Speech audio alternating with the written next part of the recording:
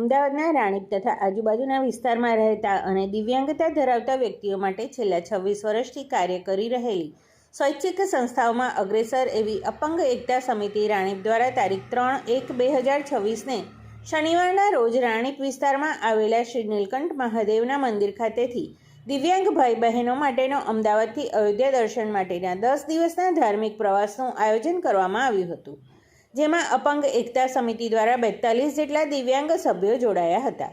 આ ધાર્મિક પ્રવાસની શરૂઆત શનિવારે રાત્રે અમદાવાદથી ઉપડીને ખાટુ શ્યામ પહોંચશે. ત્યાંથી ગોકુલ, મથુરા, વૃંદાવન, પ્રયાગરાજ, કાશી, અયોધ્યા, છપૈયા, હરિદ્વાર અને ત્યાંથી ઋષિકેશ દર્શન કરી પરત અમદાવાદ આવશે. આ ધાર્મિક પ્રવાસના આયોજનમાં અપંગ એકતા સમિતિ રાણીપના અધ્યક્ષ શ્રી બટુકભાઈ એલ પંચાલ, પ્રમુખ શ્રી કિશોરભાઈ વી રાઠોડ, ઉપપ્રમુખ જ્યોત્સનાબેન બી સુથાર, ઉપપ્રમુખ શ્રી ચંદુભાઈ ટી ભાટી, સહમંત્રી શ્રીમતી નૈનાબેન કે રાઠોડ અને ખજાનચી વિશાલભાઈ પ્રજાપતિ સહિત તમામ સભ્યો હાજર રહ્યા હતા.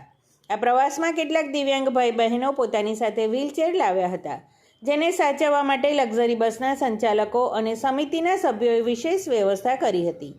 10 દિવસના પ્રવાસે જતા સ્વજનોને મૂકવા આવનાર પરિવારજનોએ પણ સમિતિના સભ્યોનો આવી સરસ વ્યવસ્થા અને આયોજન કરવા બદલ આભાર વ્યક્ત કર્યો હતો.